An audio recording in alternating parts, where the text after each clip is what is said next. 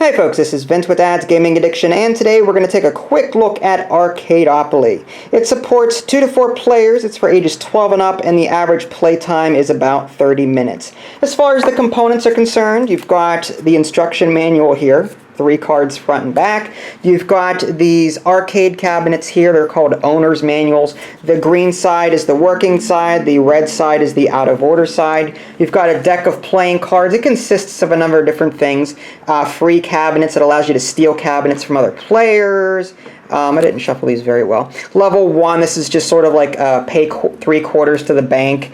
You've got some play cards in here that allow you to play arcade machines, and you're trying to get your opponent to play those cards on machines that you own so that you can collect some money. If you happen to play a play card on a machine that you already own, then you just simply play another card. But anyway, over here we've got a score track. Players start on the little blue dot over here, and they're trying to work their way up the track to this green dot in order to win the game. And each dot represents a quarter. So they start with some money, and then they'll either lose money or gain money as they play the game.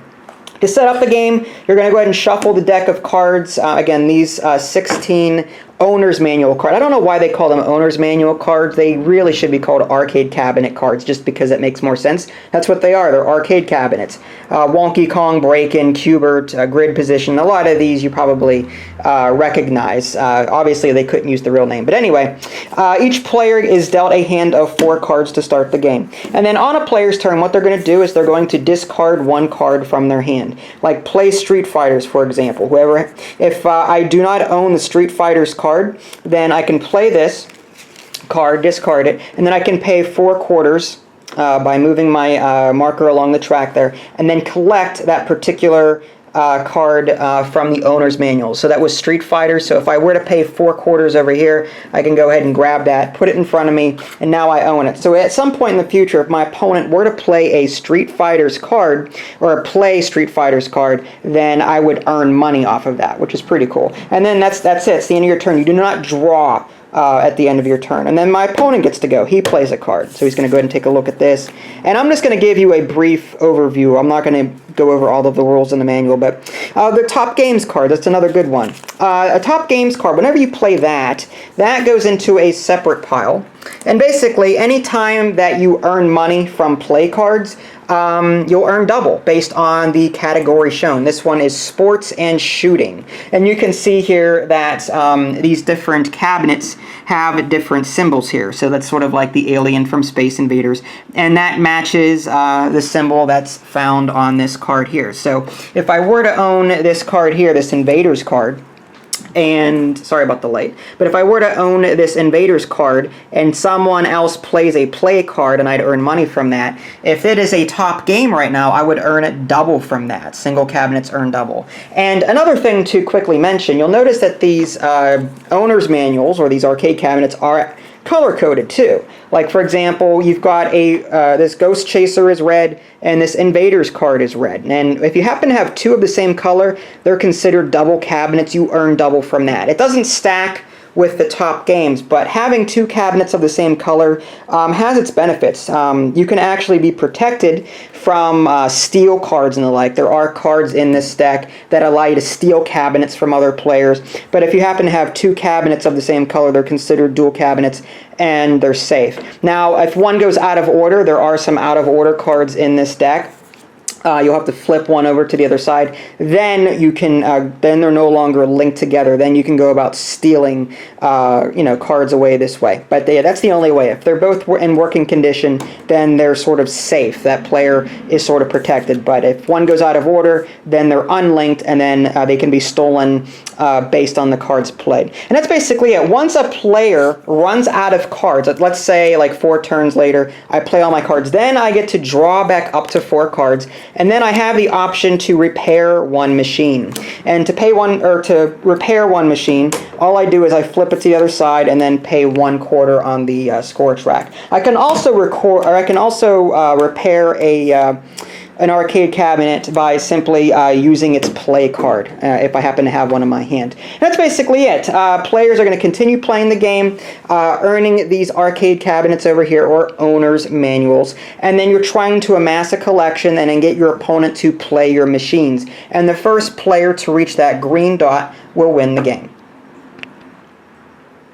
Okay, so there you have it, a quick look at Arcadeopoly, the card game. It's important to stress that I didn't cover all of the rules found in the manual. This was just to give you a general overview so that you could see how the game was played. For example, one thing I didn't mention, whenever you run out of cards in the draw pile, and the discard pile is nice and full, you're going to go ahead and take these cards and any cards in the top games pile, shuffle them all together, and they form the new draw pile. Like I said, I didn't cover everything, but hopefully this gives you a taste of what you're going to get. You're going to be collecting these cards, these arcade cabinets, putting them in front of you, and then hopefully in the future your opponents will play them, and then you'll earn money up that track. So you're going to be spending money at first to gather a collection of arcade machines, and then later on, sort of like in Monopoly, you pay money first to get property, and then later on in the game you'll get money as your opponent plays the cards. In Monopoly you land on the property, but in this case your opponent will be playing those play cards that you happen to own, and then you'll get money that way.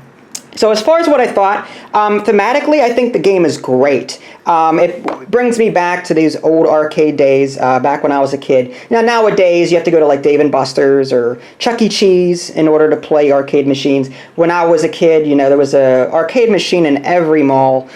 Street Fighter 2, Mortal Kombat, and then of course these older games like Track and Field, it's called Field and Track here, Froggy instead of Frogger, Asteroids, you know, different things like that, Missile Commander, the old Star Wars game, oh, that was just amazing. But anyway, I'm digressing here. Arcadeopoly, great theme, like the color scheme, it's very sharp. One thing I didn't like was, first, I think the rules could use a little bit of work. Like, I just found things to be a little disorganized in the rules section. Like, I had to actually reread these rules 2 or 3 times to get a handle on how things came together. Another thing that I didn't like, one of these cards says, like, level 1. Here it is. Level 1, you have to pay 3/4 whenever you play this card.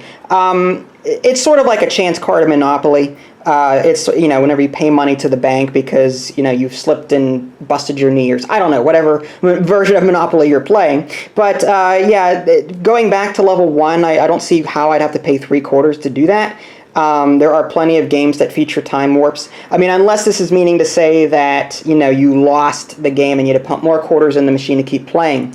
Then if that was the case, then I would rename this card like continue with a question mark, because back in the day, whenever you died, you know, a big continue with a question mark would appear on the screen, and then you have to pump in more credits and continue playing the game. So some of these cards don't make any sense, like this one here, but overall I think it's a pretty cool card game. Has that retro feel about it, and it's reasonably priced on the Game Crafter. I think it's like 15 or 20 bucks or something like that. So Arcadeopoly, go check it out. I have a review on my official website, www.dadsgamingaddiction.com. If you haven't already, subscribe to my YouTube channel. That way you can keep up to date with any new content I happen to publish. This is Vince. Thanks for watching, and I'll catch you next time.